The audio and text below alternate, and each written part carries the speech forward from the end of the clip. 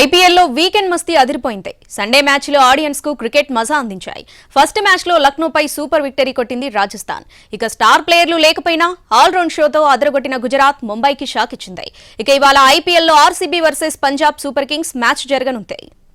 ఐపీఎల్లో రోజు రోజుకు మ్యాచ్లు రంజుగా సాగుతున్నాయి. నిన్న ఆదివారం 2 మ్యాచ్లు జరగ్గా ఫ్యాన్స్ ఫుల్ పండుగ చేసుకున్నారు.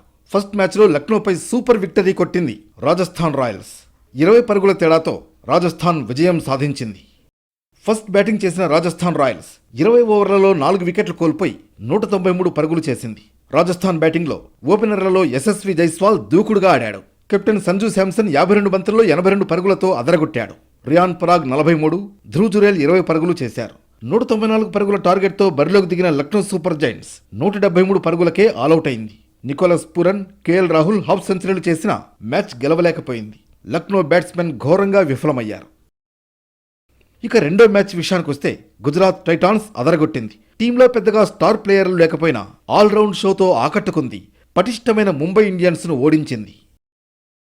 మొదట బ్యాటింగ్ చేసిన గుజరాత్ 20 ఓవర్లలో 6 వికెట్ల నష్టానికి 168 పరుగులు చేసింది. గుజరాత్ తరఫున Wriddhiman Saha 19, captain Shubman Gill 31, Sai Sudarshan 45, Azmatullah 17, David Miller 12, Rahul Tewatia 22 పరుగులు చేశారు. ఆ తర్వాత 169 రన్స్ టార్గెట్తో బరిలోకి దిగిన ముంబై ఇండియన్స్ నిర్ణీత 20 ఓవర్లలో 9 వికెట్ల నష్టానికి 162 పరుగులు మాత్రమే చేయగలిగింది. డెవాల్డ్ బ్రేవిస్ 46 పరుగులు చేయగా రోహిత్ శర్మ 43 పరుగులు చేశాడు. మిగతా బ్యాటర్లు నిరాశపరచడంతో ముంబైకు పరాజయం తప్పలేదు. 11 పరుగులే చేసిన కెప్టెన్ హార్దిక్ పాండ్యా పెద్దగా ఆకట్టుకోలేదు.